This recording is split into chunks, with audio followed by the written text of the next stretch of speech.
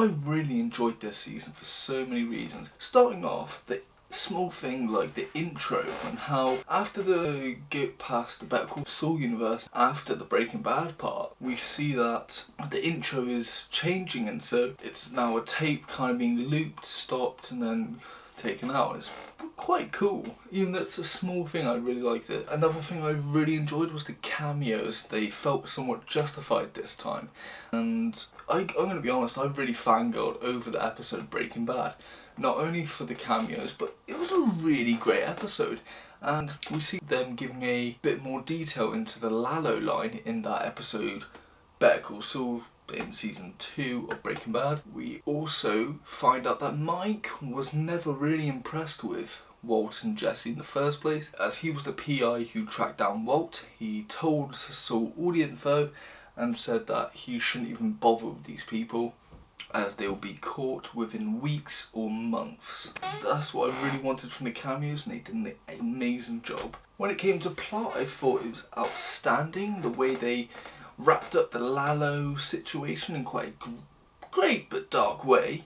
And then the relationship between Saul and Kim was very fascinating, as we do see that together they are a bombshell for anyone around them, case in point Howard Hamlin. And as soon as they showed the rise of Saul, they swiftly move on to Gene, and I really found that so interesting on how Gene was still using his con man type situation in order to find out the person who knows his real identity and kind of get into his life and blackmail him into committing a crime, that crime being a heist which he is a part of. And even though it's not like a big heist like Breaking Bad used to be, it's still, the tension's still there, and it's really interesting seeing how an accident happened. We're still seeing Saul doing his best to keep this heist, keep going. It reminded me of Walt in a way, on when certain situations on his plans always went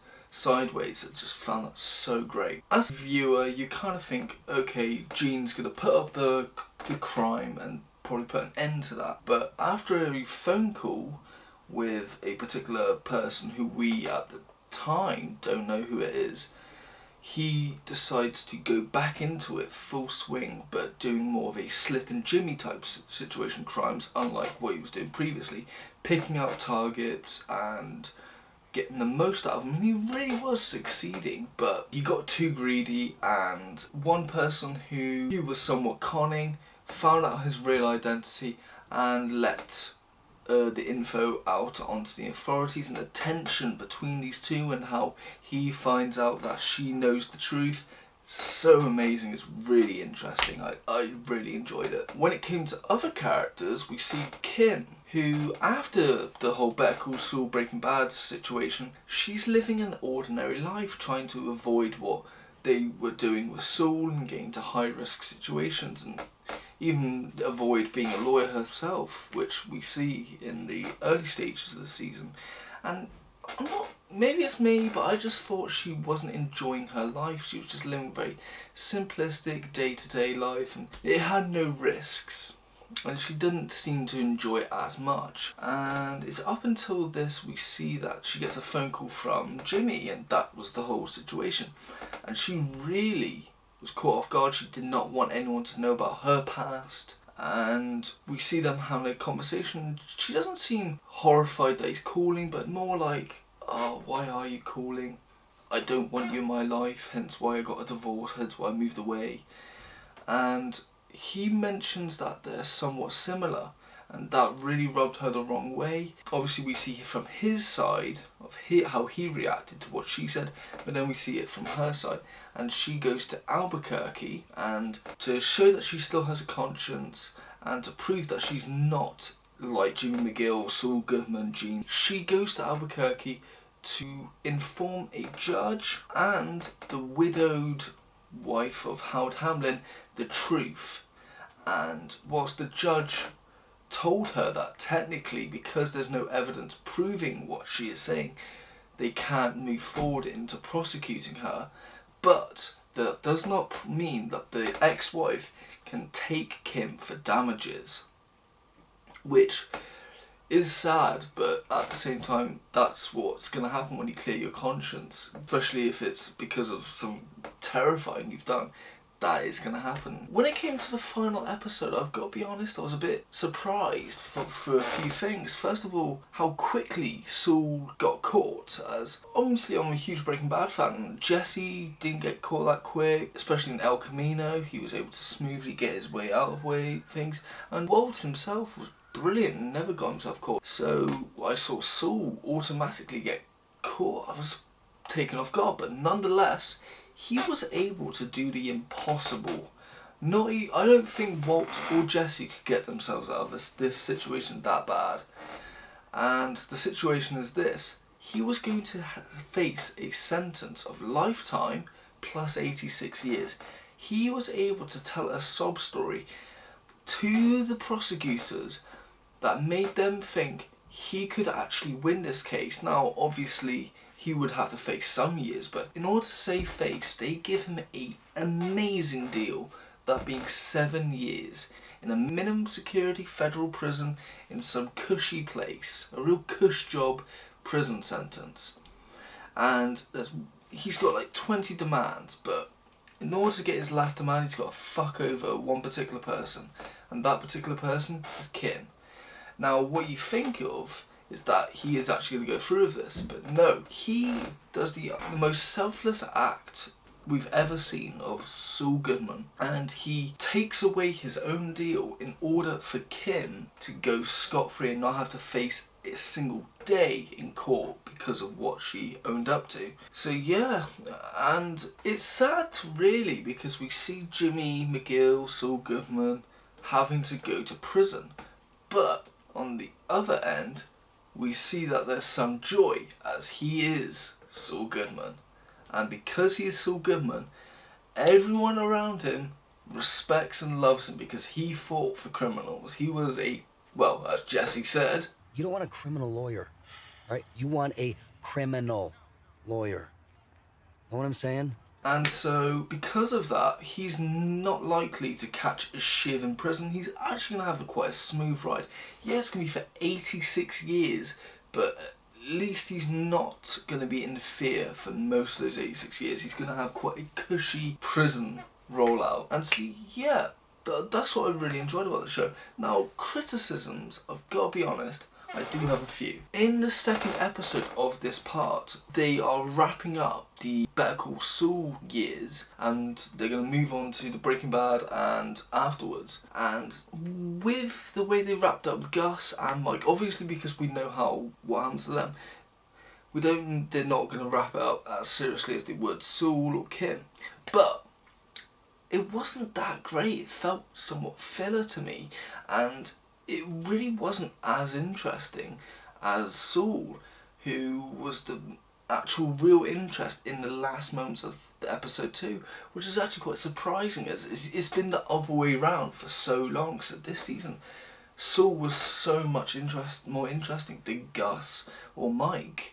And it was a bit disappointing that on the second episode and the last episode we see these characters, it was kind of a bummer. The second thing is, even though I totally understand why they did that, it's just for me, the episodes from Gene onwards were all shot in black and white, which bothered me. As whilst like I said, I do understand, I'm a huge visual guy, and Breaking Bad is brilliant and known for its visuals and colour.